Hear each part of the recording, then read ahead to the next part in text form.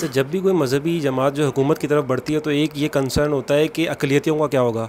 ये हुकूमत में आएंगे तो अक़लियतों पे जुल्म करेंगे, उन पे ज़िंदगी तंग कर देंगे।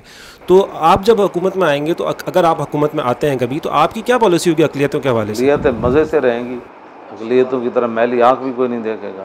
अक़लियत, हाँ, ये सोच भी नहीं सकते उनका इस्लाम में इलाज जितने मुआवजा, उनकी इनको पढ़ाई वगैरह की सब कुछ ज़िम्मेदारी होगा, लेंगे आप? कमाल है।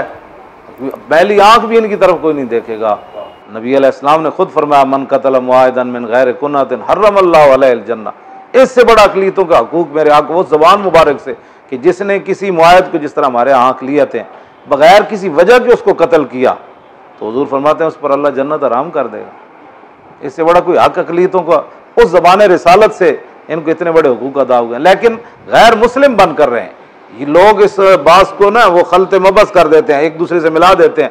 गैर मुस्लिम के हुकूक हैं, अक़लियतों के हुकूक इस्लाम में हैं, लेकिन गुस्ताखी रसूल का कोई हक नहीं है। हाँ, चाहे वो मुस्लिम होकर गुस्ताखी करे या गैर मुस्लिम, उसका फिर हक सलब हो जाता है, उसके ज़िंदा रहने का भी हक इस्लाम छीन लेता है। जब वो गुस्ताखी रसूल का मुर्तकिब हो, जब तक वो कुफर का इर्तिकाब कर रहा है तो इस्लाम उसे ज़िंदा रहने का हक देता है। हाँ जी, अक़लियती रुकन जो अभी हम आया था तो उसको हमने टिकट देना था, तो मैंने उसको जब इतनी प्यार और मोहब्बत दिया तो उसकी आंखों से आंसू आ गए, और मैंने उसको अपने जब बराबर बिठाया तो करीब था कि वो कलमा पढ़ जाता, कि हमने तो समझा था इस्लाम वाले ऐसे हैं। तो मैंने कहा नहीं नहीं, आपको गलत बताया गया। तो वो करीब वो उसने जनाब वैसे वो भूल ही गया कि मैं कौन हूँ।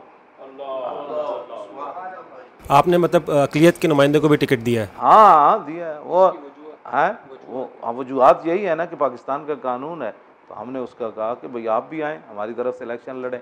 इससे बड़ी कोई बात हो सकती है?